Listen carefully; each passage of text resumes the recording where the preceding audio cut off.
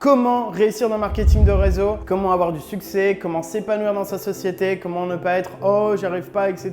Et vraiment savoir vraiment les règles de cette industrie. Je vais partager aujourd'hui 10 clés de succès qui m'ont permis de pouvoir aller chercher d'importants revenus dans l'industrie. Même si, voilà, je tiens à dire un disclaimer, même si j'ai réussi dans ce domaine, ça ne veut pas dire que vous allez réussir dans ce domaine-là. Je suis pas en train de montrer que oui, grâce à ces techniques et sans rien faire, vous allez pouvoir gagner de l'argent et même exploser dans cette industrie. Est-ce que cette industrie est faite pour vous ? Est-ce qu'elle n'est pas faite pour vous? Mais en tout cas, je vais partager ces clés-là. Avant de démarrer, n'hésitez pas à vous abonner à la chaîne pour pouvoir recevoir du contenu en continu chaque semaine et qui va vous permettre simplement de vous booster, de vous challenger, de pouvoir progresser et de pouvoir partager, que je sois un peu en gros votre mentor à distance qui va vous permettre simplement de pouvoir vous communiquer les bonnes informations, en tout cas vous partager les clés qui m'ont permis de pouvoir réussir. Allez, on démarre.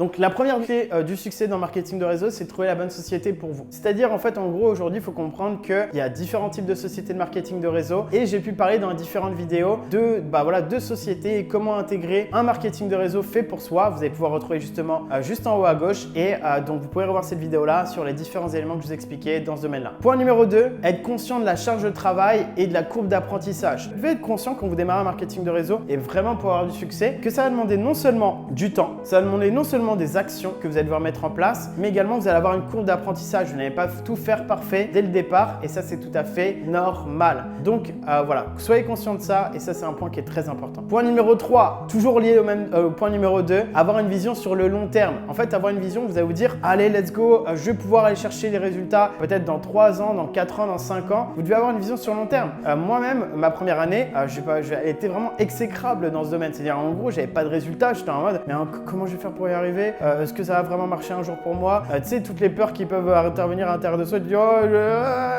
Mais tout ce que j'ai eu, c'est simplement d'avoir une vision sur le long terme. Je me suis dit, si c'est pas ça, c'est quoi le plan B? C'est peut-être de travailler toute ma vie, c'est peut-être, voilà, vous voyez, mes propos sont quand même mesurés, mais grâce à ça, j'ai plus besoin de travailler et je le fais juste par plaisir aujourd'hui, par envie, par besoin de pouvoir impacter d'autres personnes et ça me fait vraiment plaisir au quotidien. Mais peu importe votre définition de la réussite, est-ce que c'est quelque chose qui, en termes financiers ou même en termes de projet de vie, quelque chose qui vous parle, mais vous devez avoir ça sur le long terme. N'importe quelle entreprise sera pareil. Vous pouvez venir joueur de foot. Ouais, tiens, j'ai fait ça pendant une année, ça y est, je vais devenir le prochain Lionel Messi, ça n'existe pas. Vous voyez ce que je veux dire par là? Je vais commencer dans l'immobilier et je vais faire ma première opération et du coup, grâce à ça, je vais pouvoir devenir multimillionnaire. Ça n'existe pas non plus. Vous allez devoir passer par des étapes et vous devez forcément, ça voilà, c'est pas une recette magique. Il faut avoir de la vision sur le long terme. Point numéro 4, se former encore et toujours et voilà, se développer, faire du développement personnel, pas que seulement du développement personnel en mode ouais, motivé,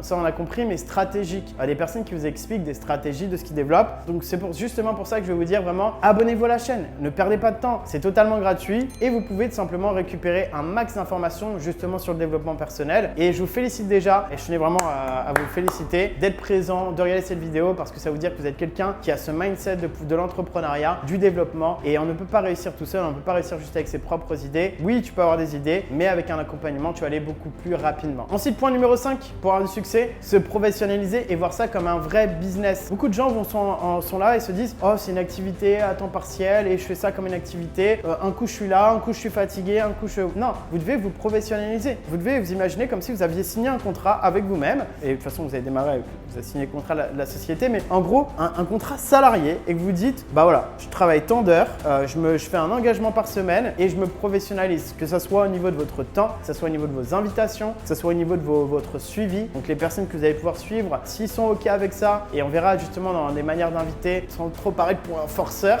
dans une prochaine vidéo, et vous verrez qu'aujourd'hui vous pouvez demander l'autorisation d'avoir un suivi et les personnes seront très contentes et ils verront ça comme quelque chose de très professionnel de votre part. Point numéro 6, n'attendez pas pour passer à l'action. Vous avez démarré votre entreprise, faut la faire décoller. En fait, il y a un cycle de, on va appeler ça une sorte de croyance, c'est comme dans n'importe quel domaine. Imagine tu démarres un nouveau sport, si tu commences rapidement à passer passer à l'action, rapidement à t'entraîner, rapidement à te former et que du coup tu as du résultat, bah tu vas dire « Ah tiens, ça marche, c'est génial et je vais pouvoir réussir ». Par contre, si tu es là, aujourd'hui je suis fatigué, bon ce week-end, voilà, je vais rien faire, cette semaine, oh je suis fatigué, je vais rien faire, bah remets-toi en question. Ne dis pas « Oh c'est de leur faute si ça marche pas, le marketing de réseau c'est de l'arnaque ». Non, entre guillemets, c'est toi l'arnaque. Tu t'es arnaqué tout seul dans le sens où tu ne passes pas à l'action, tu n'as pas pris ça pour un vrai business. Donc ça c'est le point numéro 6. Prenez vraiment ça comme un vrai business, une vraie entreprise comme votre travail. Parce que si vous travaillez autant que votre travail, en gros les gens se disent « Ouais mais écoute, le marketing de réseau, là. » Mais je vous jure que si vous étiez votre propre patron, des fois vous seriez viré. Pourquoi? Parce que le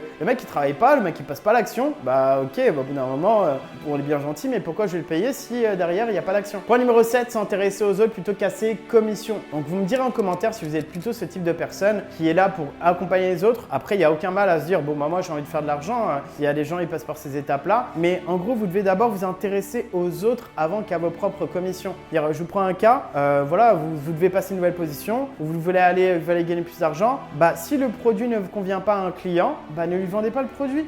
Si un produit, ne faites pas les forceurs et ouais, parce que moi j'ai envie de faire ça, du coup tu dois reprendre ce produit. Un, vous donnez une mauvaise image. Deux, en fait, vous n'allez pas avancer sur du long terme en utilisant cette attitude. Point numéro 8, accompagnez sérieusement ses nouveaux clients et ses distributeurs. Quand vous avez un nouveau client, faites attention à l'onboarding process, c'est-à-dire en fait au processus d'intégration d'un nouveau client. S'il a des questions, bah, n'hésitez pas à être là pour lui répondre aux questions ou au moins donnez-lui les informations sur le système qui a été créé par votre entreprise pour avoir ces informations-là. Soyez disponible, vous dites pas bon, j'ai intégré un client, super, puis là vous cherchez un nouveau client et vous vous occupez plus jamais de votre client qui a démarré au départ, qui vous a fait confiance et qui s'est dit bah tiens, ça pouvait être des super produits. Bah s'il y a une question, répondez-lui, faites en sorte qu'il puisse être content de ses services parce qu'un client content, bah, c'est peut-être un ami qui va vous dire bah tiens, je connais un autre ami qui pourrait être intéressé par ce service-là et du coup qui va vous en faire la recommandation. Donc faites attention aux autres et vraiment respectez les personnes qui vous rejoignent. Point numéro 9, pour réussir en marketing de réseau, le marketing de réseau, donc là je parle pas de l'aspect client du marketing de réseau, qui est un aspect de société tout à fait traditionnel. Je parle du fait de développer une équipe en marketing de réseau et bah là développer vos compétences en leadership. Vous devez aller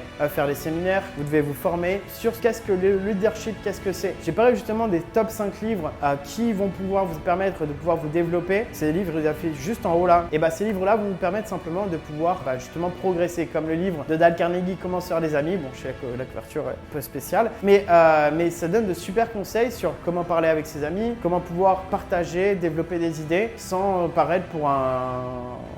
Vous m'avez compris. Et point numéro 10 et dernier point, et moi c'est l'une des qualités que j'ai développées et c'est grâce à ça que j'ai réussi parce que en fait moi je suis pas le meilleur, j'ai jamais été le meilleur d'ailleurs, j'étais même nul, j'étais nul de chez nul, de chez nul, de chez nul au départ, mais j'ai une qualité que j'ai développée et qui m'a permis vraiment de pouvoir y arriver, c'est la persévérance. Vous devez être capable de persévérer. Vous pouvez utiliser les points qu'on a cités juste avant et vraiment persévérer. Persévérer dans votre développement, persévérer dans vos actions et tout ne sera pas parfait. N'attendez pas que tout va être parfait et en mode j'ai fait une invitation, ça n'a pas marché, du coup c'est pas fait pour moi, non. En gros, la clé de la réussite et l'une des clés de la réussite, c'est la persévérance. Et ça se retrouve pas que dans le marketing de réseau, encore une fois, mais ça se retrouve dans tous les domaines de vie. Donc c'est super important. Voici les amis, en tout cas, cette vidéo sur 10 clés que je souhaitais vous partager pour vous permettre de pouvoir avoir un maximum de réussite dans votre activité en marketing de réseau et même dans votre vie en général. Prenez soin de vous, je vous souhaite vraiment une excellente journée et je vous dis à très très vite. Ciao, ciao!